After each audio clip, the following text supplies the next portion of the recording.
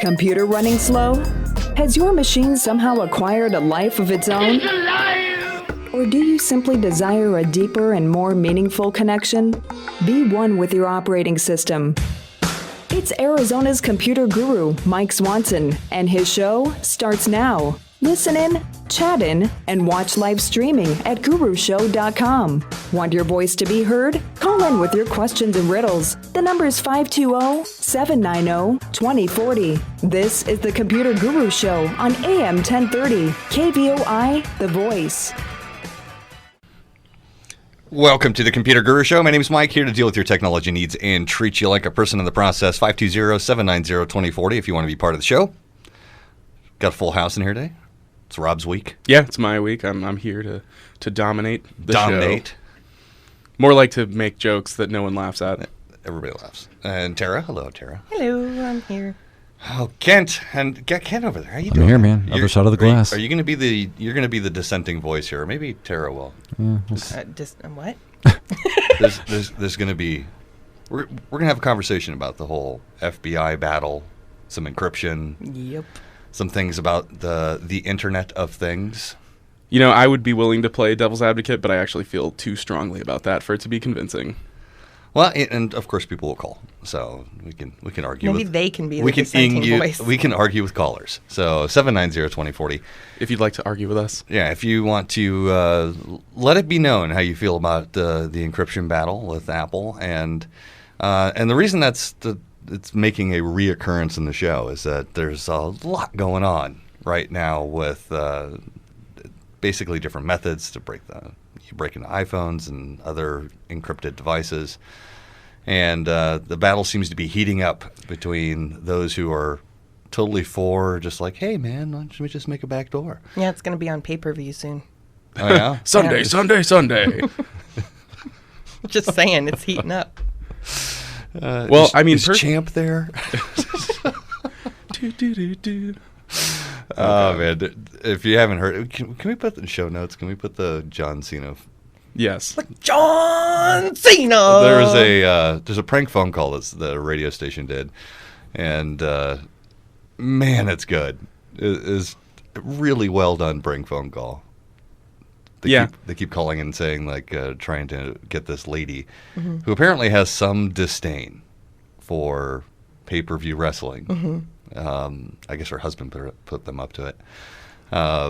And she just loses her mind because they keep calling her and being like, well, get some pay-per-view. We're going to have to do some prank calls on this radio show someday. No. No prank calls? No. We can prank call Howard at the shop. Yeah. No, we can't put it on air if we did. That's true. That's definitely true. I don't know if you've met Howard. We'd have to pre-record it. Yeah.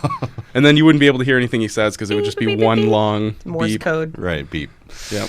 I'm over the delay button. Yeah. We'd have to bleep the Morse code because that would spell curse words. Yeah, that's true. Yeah. That's good. Yeah. All right.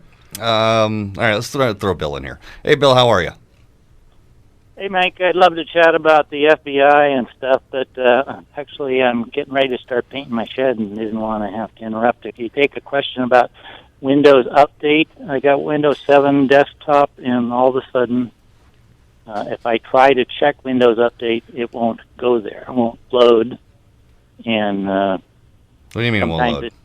I don't have automatic updates. It notifies me when it's time to get my Windows updates, and I just went to check because I wasn't getting any, and when I click on the program and try to open it, it won't open. Yeah. So you click on Start, and then you go to Windows Update, and nothing happens. Exactly. Sometimes I got a little shortcut on my desktop, too, but it'll just spin. Nothing will happen, and then when I go to Control-Alt-Delete, I can close it, but I can't go there. I look on the Internet, and it looks like this happens to people, but there's all these sort of weird suggestions about how you deal with it. And okay, how big is this computer physically? Physically, it's a HP desktop. Okay. Take it out to the dumpster and throw it away. No, I'm just kidding. There's a utility that you can download. It's called the Windows Update Readiness Tool. Which tool? Windows Update Readiness Tool. Readiness tool. Okay. Right. So download that from Microsoft. Run that. It will take a long time. It takes like a half an hour to run that thing. Okay. And then it should, at that point, begin to update normally after you reboot. Okay. Well, thank you so much for that. I will try that and go back to painting my shed, but I'm listening while I paint. All right. Don't throw the computer away. Take care. Seriously. Thanks for your show. Bye. All right. Thanks, Bill. And I know Bill's gone, but he's still listening. Keep in mind, it is going to look like it's not doing anything. Oh, yeah, for a long time. It is. Don't touch it. Trust me. Trust me on this. I was just going to say that his Windows had reached its final form. Yeah. Right. There are no more updates. No more updates for this one. Yeah, I reached for that one a little bit, but that's all right. We good? Yeah, there's a certain amount of, and it's not Bill's fault, Yeah. but there's something going on with the Microsoft updates, because over the last 3 weeks, I must have done 50 of these, Yeah. right, where there's just, I'm not getting my updates now.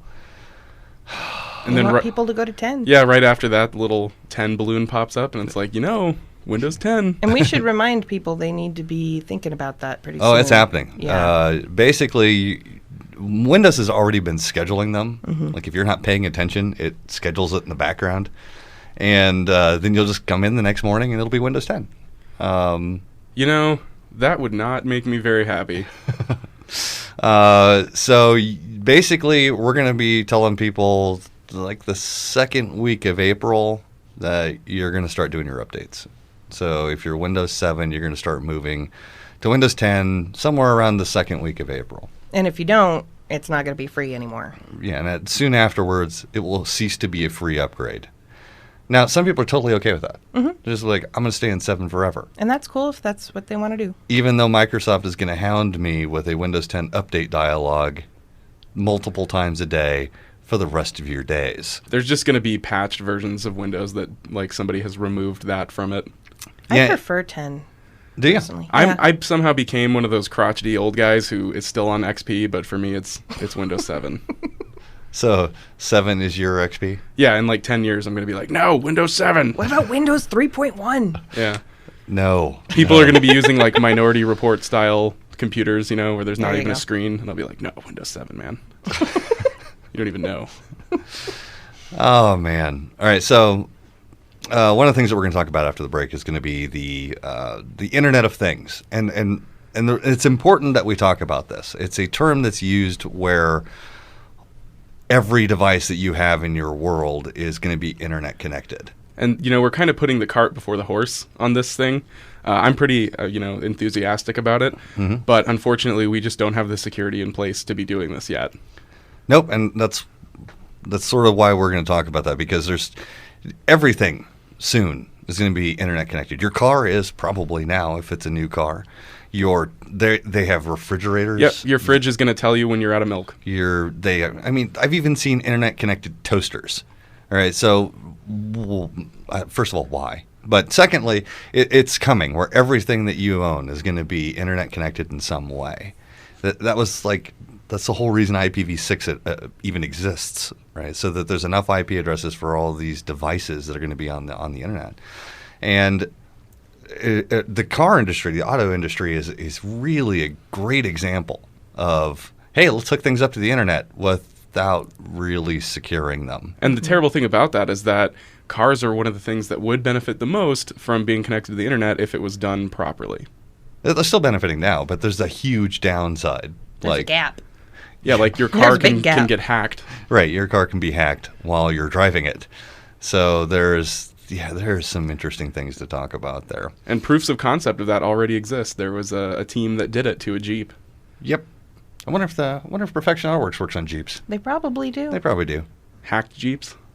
Maybe. Maybe, yeah. They're pretty good at what they do. If you have a hacked Jeep, take it to Perfection AutoWorks. I'd like to know what Mike Emery thinks about that.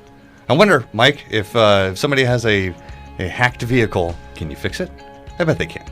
Go down to Perfection AutoWorks so you can check out their new website, perfectionautoworks.com. You want to thank them for supporting our show? We would like you to thank them for supporting our show because they really help us out quite a lot. So check them out, perfectionautoworks.com, or listen to their ad coming up next, right here on the Computer Guru Show.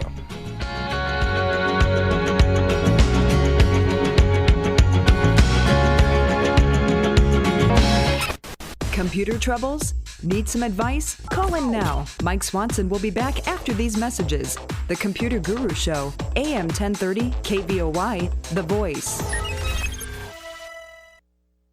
Your technology guru, Mike Swanson, is answering all your questions one by one. Yes, science! So chime in with yours. The website is gurushow.com. Tune in, click in, and kick back. This is the Computer Guru Show. Oh, yeah, the show's on, huh? Yeah. All right, 790-2040 if you want to be part of the show.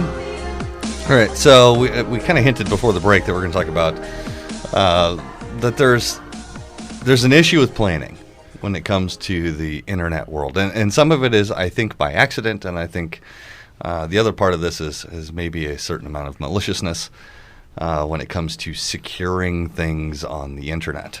Now, we've talked a lot about the whole FBI versus Apple debacle over the last month or so, where there's a very public war between FBI and Apple, where FBI says, we want you to let us into phones, and Apple's saying no. You know, the publicity of that battle is weird to me. I truly don't understand it. Because, certain people like Edward Snowden are saying, oh no, the FBI could get into that anytime they want. Oh yeah. But I don't know if I believe that, because why wouldn't they just do that? I think they're trying to sway public opinion. Why? Why do they care? I think the bigger issue here is that, if the FBI just says, hey, we broke into this thing, I think that's going to cast a whole lot of doubt. I guess I'm wondering why it's public at all. Doesn't it seem more like the government to do it behind closed doors? And normally they do, yeah. And so there is a certain, disconnect between how the FBI operates under normal circumstances and now. And I think that has something to do with the fact that Apple put in the self-destruct mechanism in the new phones. Mm-hmm. Whereas in the older ones, I don't think it didn't matter. You're talking about the 10 attempts at the PIN, right? Yeah. So if you do the PIN wrong too many times in too short a period, it just wipes the data. It basically destroys all the data on the phone. It locks it in such a way that you just can't get in. And the only way to be able to get in would be able to provide the appropriate password for that device and unlock it. I don't really understand why they would be making it a public thing. Now, it could be that FBI was sort of forcing it in the front, and Apple decided to make it a public thing, because it kind of is what that feels like. Yeah, and I mean, if that's the case, good on Apple, because this should be public. The public should know about this. Well, there's a lot of people that say, well, why doesn't Apple just do this? Why don't they just do what they got to do? And I understand Apple's position, right? They don't necessarily want to build a tool that's going to make it out into the wild and put everyone's Apple device at risk of being broken into. Honestly, though, that's not even the point for me. The point is that I don't think that they should have that at all. The FBI, I mean. Oh, yeah. I agree. Do you remember the iCloud incident where a bunch of naughty pictures made it out into the world? Yeah, I remember that. That was a trusted use tool, right? That was something that was created by Apple for law enforcement to be able to look at people's iCloud accounts. Yeah, I mean, the fact of the matter is that it's not, if it gets out, it will. It's a matter of when. Right. Nothing is safe when it comes to that stuff. Because you still have people involved, right? And the difference is between, like the analogy has been made. Then, well, why don't you give the police a copy of your house key, right? Yeah. And the difference is that there's there's a difficulty involved with replicating that key, right? I mean, you're not going to make millions of them, mm-hmm. But it's really easy to do when it comes to a digital tool. Yeah, it's not like you're giving the police department a copy of your house key. It's that someone gave the police department a skeleton key that works in any house. Right, works on all things. And as we talk about the way that the future is going to go, where everything is going to be internet connected, already, locks for houses are, you can just pull up to your house and unlock your house with your phone. You can go to Home Depot right now and buy a kit for that. Right. So it's not like it's cutting edge technology even. It's been around. It has been around, and there's different versions of that. There's all kinds of home automation stuff that's coming, which technically is already here, but it's not as widespread as it's going to be. Soon everything will be connected to the internet, connected to the network in some way, where all of your devices are going to interact with one another. And the issue, for me anyway, is if we can't even trust hospitals and governments to keep data secure, why would the average person be any better at that? We're selling these kits to fully automate your house and even your door locks, your security, your car, all of it. And not even the people who are literally required by law to keep data safe can do it. So where's the security going to exist for the end user? Especially when the top passwords are 1234556 and password. Right. Well, and that's a big portion of it. So there's two sides of this battle here, where you have the people who are looking to do bad things, right? Where the only real equation I have is like gun control, right? So if we pass a bunch of laws and the FBI does what it wants to do, and it weakens encryption or puts in a backdoor, which will eventually make it to the outside world, right? It'll escape the FBI, and then everyone will have it. So if we weaken encryption for everyone, all law-abiding citizens that all have the weaker encryption standards, then only the terrorists are going to have the stronger encryption, right? Because they'll be using a different type. They're not going to use one that is going to be mandated to have that vulnerability from their point of view. So we can't risk putting ourselves in danger of basically having no digital privacy by allowing these types of tools to be created. And I mean, to me, the house key analogy is perfect because to me, it's the same. I don't, if the FBI showed up at my house and decided to raid it, I would be like, all right, I'm not going to jail. There's nothing in there that's going to put me at risk. But my privacy is nevertheless important to me. Yeah. Well, let's look at a different situation.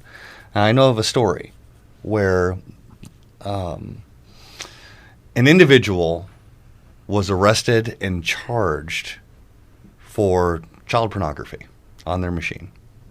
And of course, the guy's saying, well, I'm innocent. I have nothing to do with this. Not at all.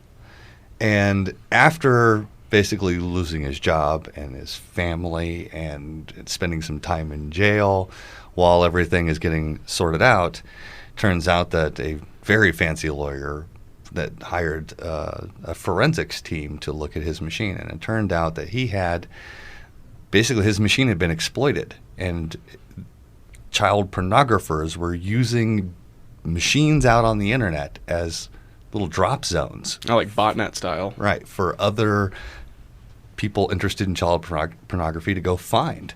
Right, and they knew where it was. They can go and pull the machines off, all happening in the background on this dude's machine, because his security on his machine wasn't up to snuff. It's as if somebody was using your car that they knew was parked on, the side of the road to drop bags of weed that other people would come and then purchase. They would attach some type of illicit drug to your car. You would go drive across town to go to work, and you get pulled over and get caught. Mm-hmm. And so the issue here is that, strong encryption can stop that kind of thing. Yes. The whole point here is that, having security is a very big, very important thing. And we talk about passwords all the time. We talk about, backups and passwords.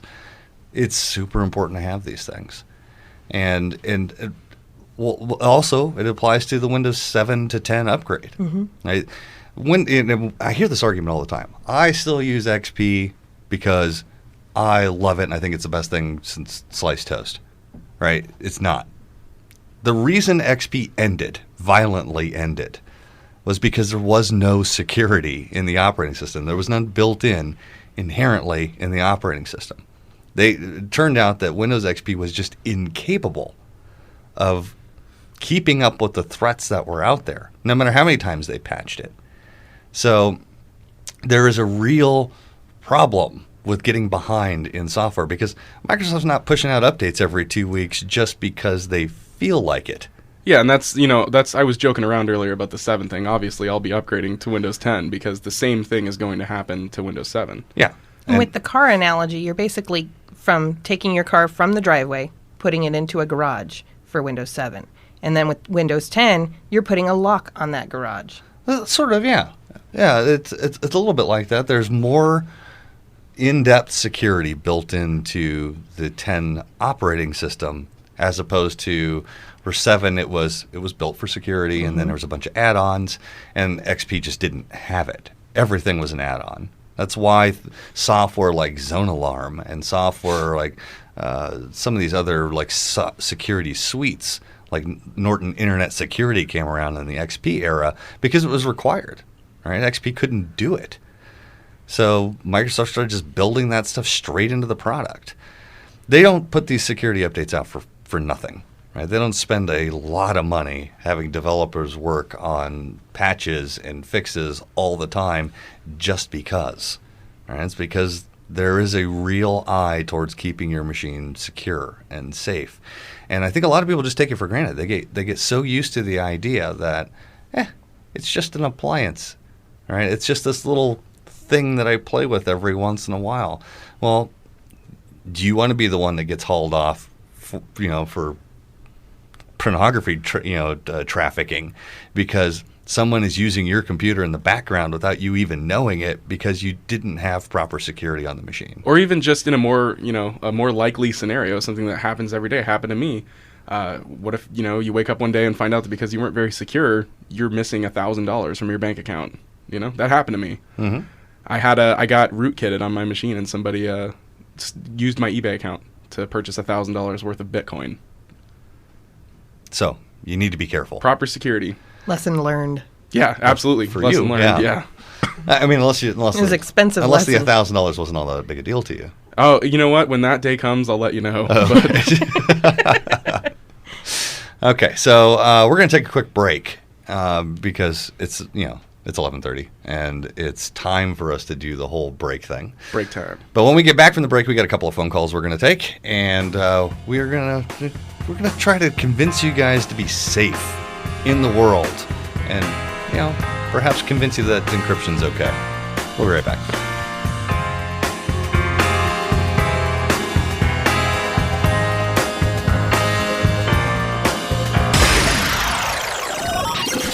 Your computer guru, Mike Swanson, is here to help you tame that beast of a machine. Join the chat right now at gurushow.com or call in. This is the Computer Guru Show on KVOY, The Voice. Mike Swanson, your computer guru, is just a click away. Listen and watch at gurushow.com. This is the Computer Guru Show on KVOI, The Voice. Welcome back to the Computer Guru Show. My name's Mike, here to deal with your technology needs and treat you like a person in the process. 790-2240 if you want to be part of the show. That's 520-790-2040. Let's take some calls. Who is first? Jeff? All right, let's talk to Jeff. Hey, Jeff, how are you? Hey, Mike. Hey. Hey. What can I do for you? I got a question regarding, I have a desktop, Windows 10 Pro, loving it.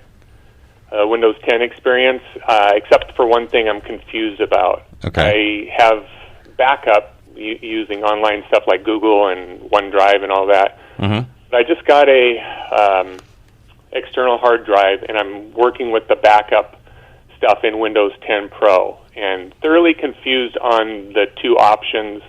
One is called File History, and one is called Backup and Restore, parentheses, Windows 7. Right. So I don't know if that's Windows 7. I'm using both right now, and I don't know if I need to be. One backs up in the style that Windows 7 backs up, and File History is the new Windows 10 sort of backup. Okay, which one should I be? I'm using both right now. Well, then you're double safe, I guess. All right, so the way that it works is that the File History behaves much more like the Apple Time Machine. All right, so it's keeping track of all the files on the computer and backing up your machine every hour. So it's every hour it takes a snapshot of things that have changed since the last hour. So it allows you to do the incremental recovery, where you could just say, well, I want the version from last Tuesday at 6 o'clock. Okay. So the other one's just sort of a daily, regular backup.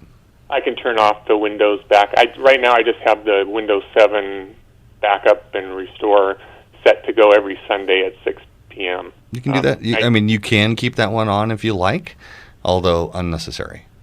Okay, great. And if, just out of curiosity, I'm concerned about backing up emails. We have the Outlook 2016, and I noticed there's a place to, will it do that by default, I guess is what I'm asking. Who's your mail provider? It's Comcast and Gmail. Okay. If the file is an OST file that's being backed up, then it doesn't matter, because you can't restore an OST file and have it work. With OST, I'm familiar with .eml.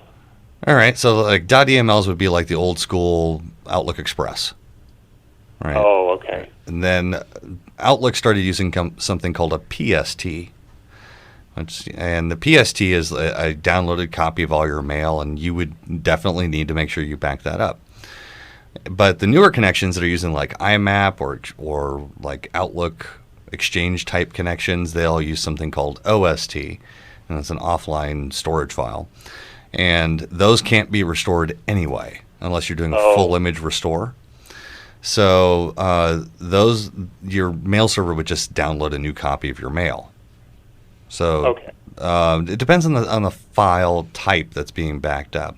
But yes, if you're doing a full image recovery, you can recover your mail. Okay, and that leads into my last question, system image. I created a system image on the external hard drive, and do I need to do a system repair disk if I already have the operating system from Dell or whatever? Or do I need to worry about that? Is the Dell a Windows 7 or Windows 10 disk? It's Windows 10 disk. If it's a Windows 10 disk and you're sure that it is, then you can use the Windows 10 disk. You don't necessarily have to create that other disk. Okay. Well, thanks, Mike. Appreciate all the info. All right. Appreciate the call. Let's go ahead and talk to Miriam. Hello, Miriam. How are you? Oh, very good. I was thinking of upgrading to Windows 10 from Windows 7, but I hear that it will not be compatible with printers, and I would end up having to buy new printers, and that keeps happening every time I upgrade some software. So I wanted to know if that is true. What kind of printer do you have? Pardon? What kind of printer do you have? I have HP. Give me a model. Come on now. I have 1320. A what? 1320. There's more to it than that. What's the style? Because it's going to be something like an office jet. Yeah, it's a jet. Yeah. Office jet. Laser jet. Laser jet. Okay. It's pretty uncommon for the laser jets, unless they're really old, like in like the lower 1000 series, for them not to work. Now, I have seen some of them not, and that's there's not a whole lot we can do about that. But you're going to have to upgrade at some point, regardless of whether or not your printer is compatible. So, yeah. How old is this printer? Well, this printer, I don't know how old, but we just got another computer, and the printer didn't work. We had to chuck it and buy another one. But the computer or printer? A new printer, yeah. All right, so okay, well, that answers really the question. Okay. So, thank you very much. All right, thank you. I mean, thank you for the call, Miriam. The real answer here is that you're going to have to upgrade at some point, and there's no way around that. And printers are a lot cheaper to upgrade. Well, I mean, like laser jets are kind of expensive. Mm-hmm. Yeah. But most of the expensive printers are compatible. Yeah. Right? HP doesn't want to deal with that headache. They're going to go ahead and they're going to build the drivers for it. I can't imagine that they're just going to be like, nope, none of these printers work ever again. And at this point, Windows 10 is old enough, I think, that a lot of places have made drivers. Yeah. Let's go and talk to James. Hey, James, how are you? I'm fine. How about you? Not bad. What can I do for you? Well, all this stuff about security and what is going on between Apple and the government, I tend to be sympathetic to Apple. However, there's other things that seem to me to be more important in general than my conversations or what do you want to call it, the texting and so on from a phone. And that is that all my information is having to do with medical histories and all that. The government has, and it has it online someplace, and that is available to hackers. Yep. I recently got a letter from, I think it's called the Office of Program Management. Mm-hmm. Yeah. And they've got everything they've got just about everything on me. Oh, yeah, and especially if you were ever military. Yes, they do. Right. So, when we start talking about security and snooping and all that, I mean, whatever goes on your phone, like the iPhone, that's almost, incidental. What do you call it? Small potatoes compared to all the other information that is available out there. So, is this somewhat of a big to do about nothing? Well, that's a matter of perspective. Excuse me. I know it's not nothing. Okay. Well, but relatively, and they're actually the same thing, right? Because what we're talking about is encryption and security. So, sure. It's not that we're more concerned about the iPhone than we are about the, Office of Personnel Management, right? We're talking about the fact that the technology that is used to keep the data safe in both places is what the FBI is trying to weaken. So if the FBI manages to weaken the iPhone security, it's not just that is being weakened. Or even though that's what the FBI says that they're trying to accomplish. The truth is that they have to weaken encryption as a whole to make this work.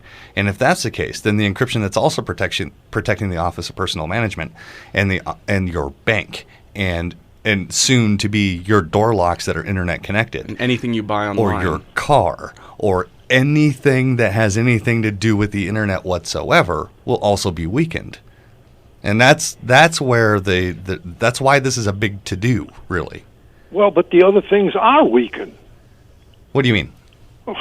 How do they get into the Office of Program Management? All that stuff, as I said, is available, and you say it's encrypted, but it's not encrypted in the same way that the issues between Apple and the FBI is. Actually, the iPhone probably has a greater degree of encryption than the Office of Personnel Management. Yeah, that's exactly the point. And the reason that the government has failed on so many levels when it comes to security, like the Office of Personnel Management. I mean, what was it, 40 million records? Yeah, so, it was. So I have to ask Tara because she was in the military. Yeah, I got the same letter as you did. The reason that those have failed, and the reason like Comey, right, the FBI director, was hacked by a 13-year-old, right, was because they are using the weakest element involved, and that's the person, the people that are sitting at the desks. Yeah, so excuse me, isn't that the issue then? To have good encryption and protection for these other things and not just dwelling on this thing between Apple and the FBI? I don't feel that the fact that people who are not necessarily all that tech savvy working at the FBI is an excuse for the FBI to ask that all technologies be weakened moving forward. Yeah, ultimately Apple's involvement is incidental here. It can be anyone. It's the fact that it's happening, that the FBI is leaning on anyone like this. Then let's start complaining about those things and not so much about the FBI and Apple. That's my point. Okay.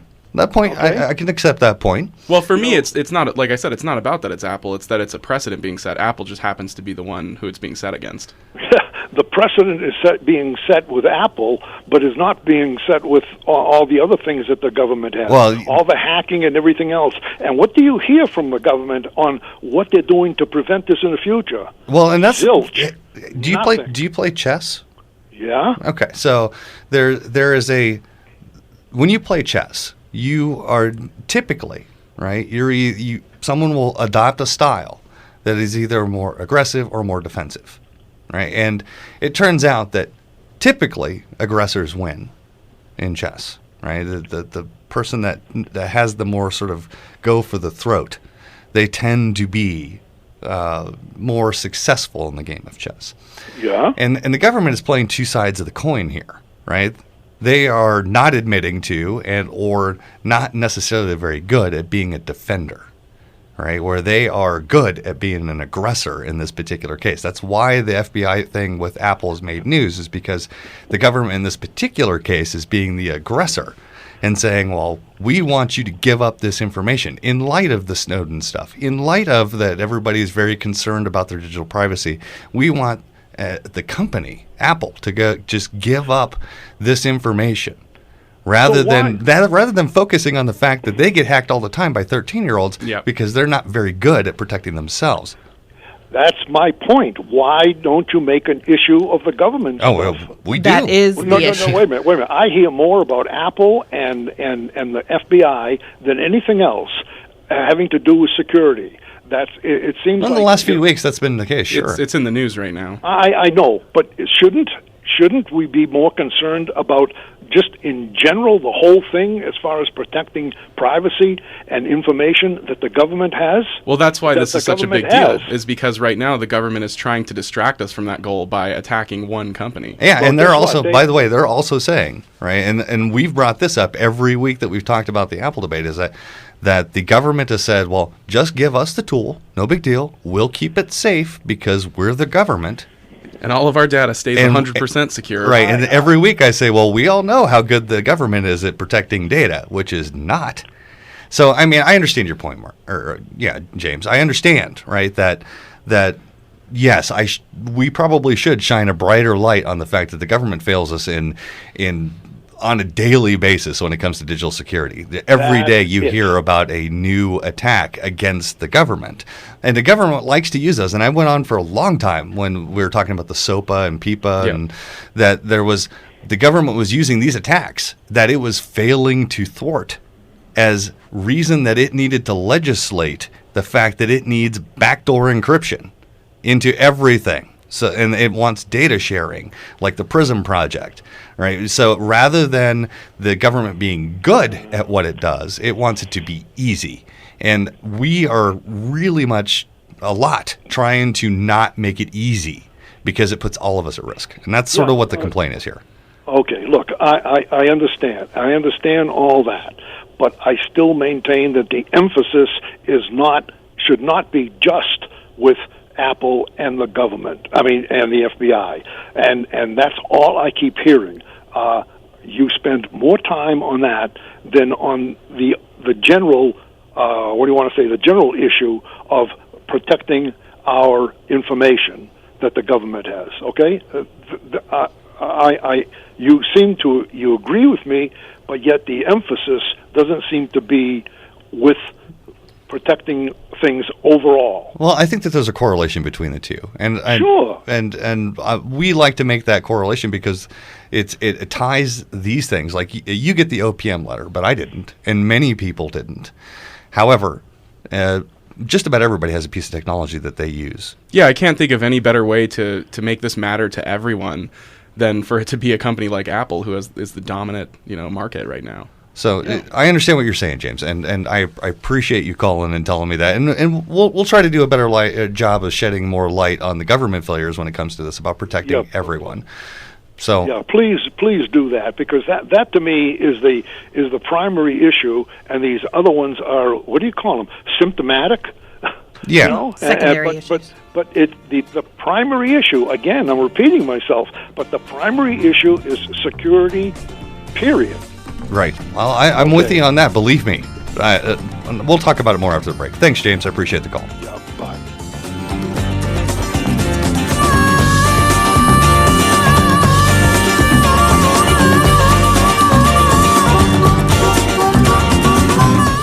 Whether you're dealing with hardware installation or, heaven forbid, a virus, No!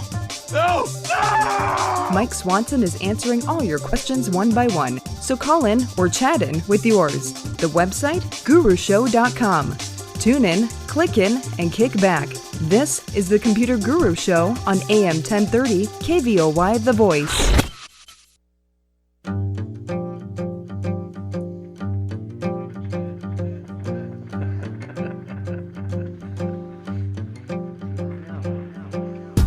Mike Swanson, your computer guru, is just a click away. Listen and watch at gurushow.com. This is the Computer Guru Show.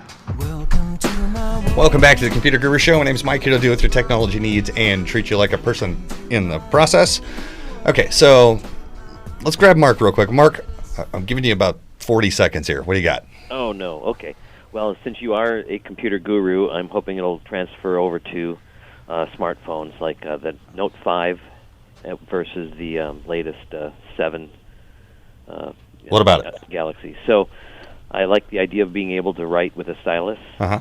And also I want to be able to listen to radio shows like your show and streaming. How much data does streaming take, since none of these have an AM tuner? Right. It all depends on the quality of the stream. Okay. So, as an example, if you're going to like the KVO website, it's a very low quality stream, and it's for bandwidth, right? That's to conserve your bandwidth. Conserve bandwidth. Mm-hmm. Whereas if you go listen to the same episode of the Guru Show on gurushow.com, it's a much higher bit rate, so it's going to consume more data for you to listen to it there. I would want to listen to it, live. Right. So, I mean, if you're not a lot is the answer. It's not. It doesn't take a ton. Doesn't take a ton. Okay, so I won't need like 14, gigabyte. Well, and if you're streaming, it doesn't save anything anyway. Live, right? It doesn't consume space. Oh, really? Yeah. Okay. It doesn't consume my data. Correct. Oh, I didn't know that. I thought it would. And so also I've been told that, and I don't find it so, that the new Galaxy 7 will also act like a mini tablet and just get a stylus to work with it. What are you asking me, Mark? I'm asking you, are there apps available to turn the 7 into a tablet type of operation? That sort of already is. Yeah, it pretty much is exactly the same. The only difference is the form factor. Okay, and it doesn't come with a stylus. Right. You can get one, though. I Yeah, mean, you can get a stylus. I mean, if you want something that's going to be like high-quality stylus work, I tell you right now, iPad Pro is awesome.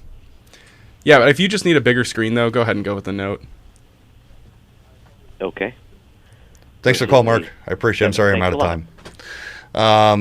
So we have to recap here because we got a minute, right? Yeah. I think that the caller before Mark was arguing the same point that we are. Right? He's just sort of looking at it from a different perspective than we are. Yeah, we're really upset about the government being D-bags when it comes to data. And the truth is that we're both arguing for the same thing. Government, stop being such a D-bag when it comes to data. But we're just using different things to illustrate that. We'll talk more about it. We got to get the web show going so we can talk more about this stuff. Let's talk about our sponsors real quick. We have Perfection AutoWorks, who luckily every week helps us out by paying some of our bills. Also, you can at patreon.com. You can go to patreon.com/Guru Show, and you can donate as little as $1 a month, or you donate a little bit more and get mentioned, just like Desert Pro Commercial Cleaning LLC. You can find them at TucsonDesertPro.com. And they are lovely. They do a great job. They clean the East Side office, so go to 64 North Harrison and check it out, or 510 East Fort Lowell, or visit our website, azcomputerguru.com. We'll see you next week.